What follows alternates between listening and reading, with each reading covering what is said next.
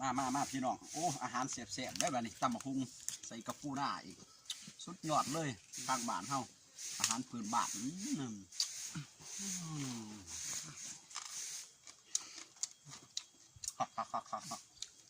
ผักเนี่ยมันแมนบ่เนาะเอาโอ้เสียบพี่น้องเสียบคักสุดยอดอาหาร โอ้แซ่บ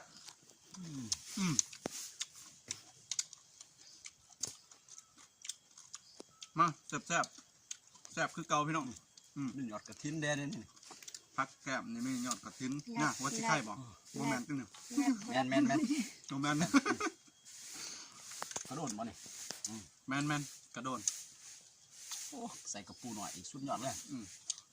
นี่มันต้ม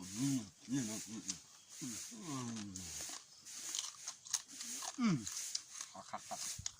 มาย่ำเที่ยงพักผ่อนส่วงเที่ยงลุกจากหน้าพี่น้อง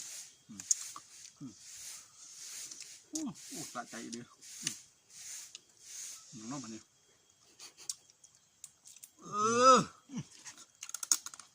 ไงเพื่อรับกล่องเจ้ย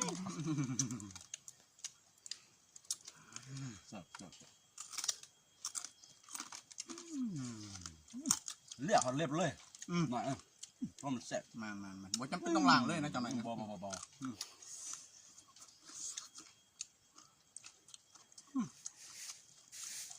คัก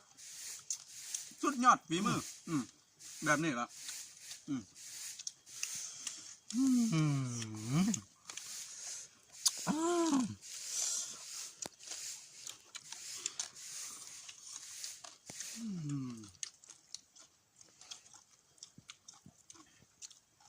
สุดยอดเลยเอามาปูบันนี่เดี๋ยว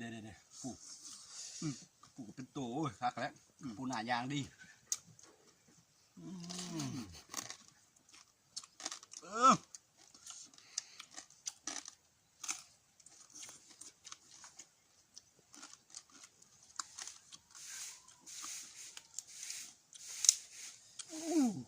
ขนาดเลย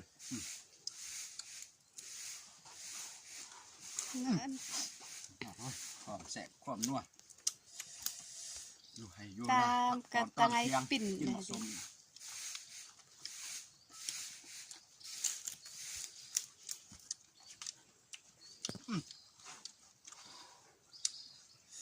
เราตั้งไอเจ๋งก็เลยน้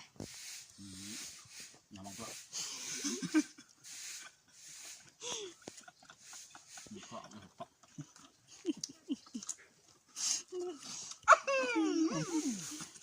มาละจุกเลยด้วยแบบนักอินเดียหรอเนาะโอ้ยเกลือโ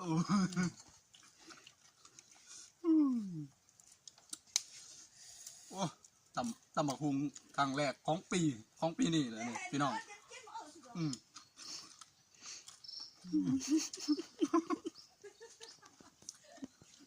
ลงมือเลยนะโบนกับมือน้ำเอาตำบักหุ่งเนี่ย